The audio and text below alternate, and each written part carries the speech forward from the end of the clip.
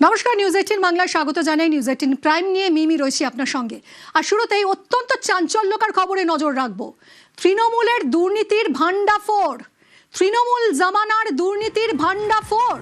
বিধানসভায় তৃণমূলের দুর্নীতির ফাইল খুলবেন মুখ্যমন্ত্রী। 15 বছরে তৃণমূলের প্রাতিষ্ঠানিক দুর্নীতি এবার প্রকাশ্যে। ক্যাগ রিপোর্টে 2.5 লক্ষ কোটি দুর্নীতির অভিযোগ। একের পর এক তীর ছুড়বেন মুখ্যমন্ত্রী। আরো বিশদে জানবো। আমার সঙ্গে নিউজরুম থেকে রয়েছেন আমার সহকর্মী কৌশিক দাশগুপ্ত। কৌশিক, মুখ্যমন্ত্রী শুভেন্দু অধিকারী আজ বক্তব্য রাখবেন এবং তার বক্তব্যে বিধানসভায় আজ চমক থাকতে পারে বলেই মনে করা হচ্ছে। তৃণমূল জামানার দুর্নীতির কফিন খুলবেন আজ তিনি। কি কি তথ্য, কি কি ফাইল সামনে আসতে পারে? দেখো, আর কিছুক্ষণ পরেই মুখ্যমন্ত্রী বলতে উঠবেন, বলা শুরু করবেন এবং যেটা জানা যাচ্ছে আজ কিন্তু একের পর এক তীর ছুড়বেন এবং এক একটা তীর গিয়ে লাগবে এক একটা দুর্নীতি যেখানে যেখানে হয়েছে সেইখানে।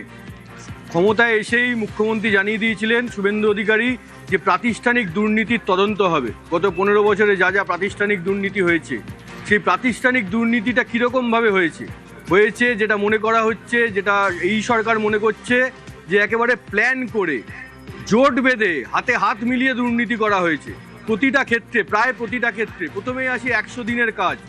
এই 100 দিনের কাজের টাকা পেতে গেলে বা এই কাজটা পেতে গেলে তাদের জব কার্ড হোল্ডার হতে হয়। এক একজনের জব কার্ড থাকতে হয়, তবে এই 100 দিনের কাজ করা যায়। অভিযোগ তৃণমূলের আমলে যেভাবে হয়েছে তাতে অভিযোগ যে প্রচুর হাজার হাজার ভুয়ো জব কার্ড তৈরি করা হয়েছে।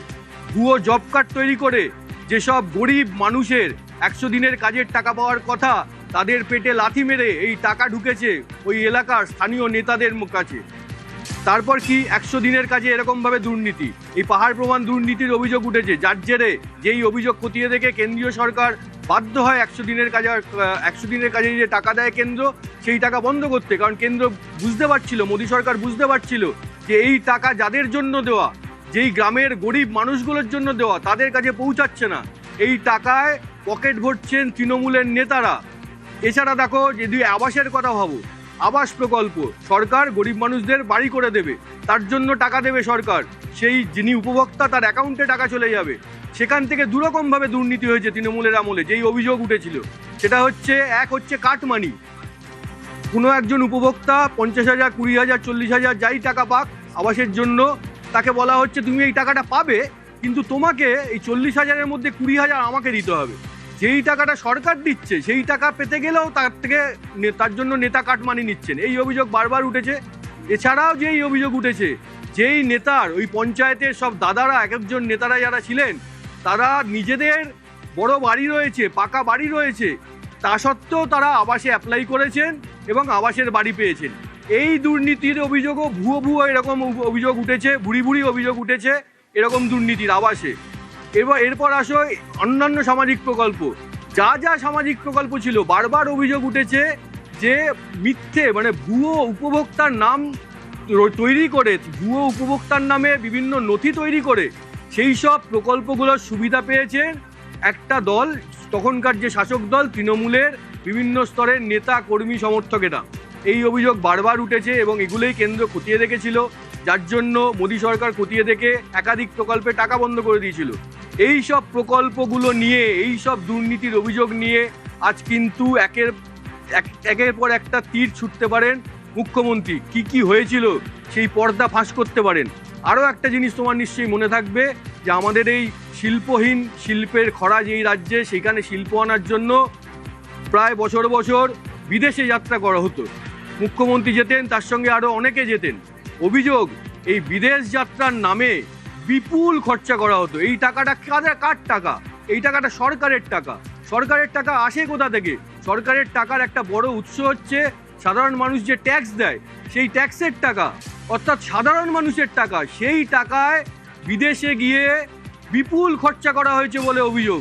যেই শিল্প গোষ্ঠী টাটা এ রাজ্য ছাড়তে বাধ্য হয়েছে তৃণমূলের আন্দোলনের ফলে সিঙ্গুর থেকে, সেই টাটা গোষ্ঠীর আয়ত্তে, মানে পরিচালনায় থাকা হোটেলেই তারা গিয়ে থেকেছেন বিদেশে গিয়ে, এবং যার এক একটা ঘরের ভাড়া কয়েক লক্ষ টাকা, চোখ কপালে উঠে যাবে।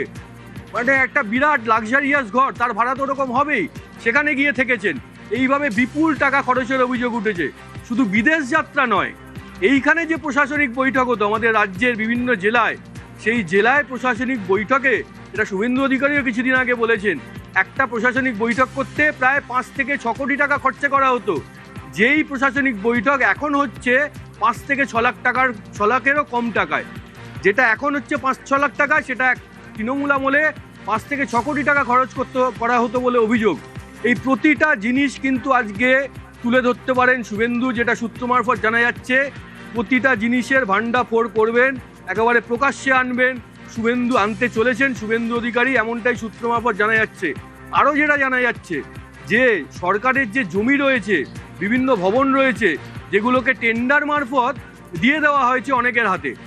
টেন্ডার একটা ডাকা হয়েছে লোক দেখানো, কিন্তু আইন ভেঙে সেই টেন্ডারে কিছুই মানা হয়নি, আইন মেনে কিছু করা হয়নি। অভিযোগ যে ঘনিষ্ঠ যারা লোকজন, তাদের এইসব সরকারি জমি তাদের হাতে তুলে দেওয়া হয়েছে, এই অভিযোগও কিন্তু উঠছে। এই কটা দিকে শুভেন্দু অধিকারী একের পর এক দুর্নীতির যে অভিযোগ, সেগুলো প্রকাশ্যে আনতে চলেছেন বলে সূত্রের খবর। এবং এই রাজ্য সরকার, বিজেপি সরকার যেটা মনে করছে, এইটা হচ্ছে প্রাতিষ্ঠানিক দুর্নীতির নানা স্তর, এক একটা জায়গা, এবং এই প্রাতিষ্ঠানিক দুর্নীতি হয়েছে একেবারে জোট বেঁধে প্ল্যানিং করে। অনেক ধন্যবাদ কৌশিক। অর্থাৎ আজ মুখ্যমন্ত্রী হিসেবে শপথ নেওয়ার পর বিধানসভায় শুভেন্দু অধিকারীর বক্তব্যে চমক থাকতে পারে বলেই জানা যাচ্ছে মমতা জামানার দুর্নীতির কফিন খুলবেন মুখ্যমন্ত্রী।